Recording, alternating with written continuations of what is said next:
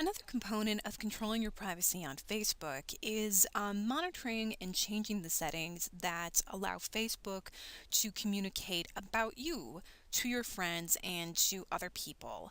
So there are a couple of ways that you control this information, and we're going to explore those in this video. So the area where you control these settings is under the Ads, Apps, and Websites area in the Privacy Settings page. So I'm going to click Edit Settings for Ads, Apps, and Websites. And once I'm brought to that page, we're going to see that there are a couple of options that we can change here. So the first option that we're going to look at is the option to control how people bring your information to apps that they use.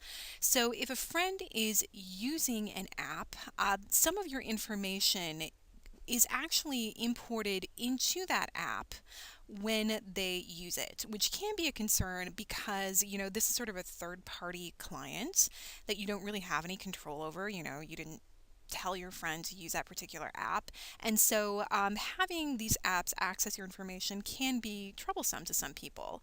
So if you want to control what those apps have on you, basically, you have some options in this edit area. So you can just unclick anything that you don't want those apps to know about, and that information will no longer be imported into that application whenever your friends begin using that app. Another option that you can edit is the instant personalization option. So instant personalization is an effort by Facebook to control and optimize different websites for you.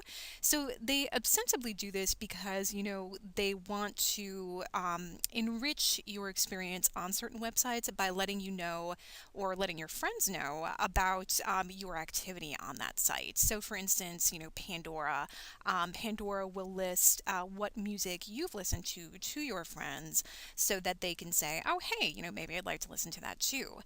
If you don't like this, if you don't want Facebook to do that, you do have the option to disenable this instant personalization, which will disallow Facebook from sharing that information on those third-party websites. Going back to apps, let's look at our third and final option to control what Facebook says about you. So if you go to the Ads section and click on Edit Settings, what this does is give you some options relating to advertisements. Now, currently, Facebook does not allow third-party websites or advertisers to post information about your preferences that are on Facebook. However, they, sort of reserve the right basically to do that in the future. Fortunately, though, you can actually go in now and tell Facebook not to do that by saving your changes in these ads shown by third-party websites section. You also may have noticed that on your Facebook homepage, sometimes you see little advertisements pop up that say, so-and-so of your friends likes this thing, and it gives you the option to like that page as well. You can actually disallow Facebook from associating your name with those advertisements in the Ads and Friends section, which we're going to look at right now. So if you click on Edit, then you have options to pair your name with advertisements. Interestingly enough, Facebook will still show these pages to your friends, but they just won't associate your name with it. So you're just, stripping your identifiable information from those ads in Facebook. So those are your options for controlling how Facebook posts information about you to your friends and also via third-party apps.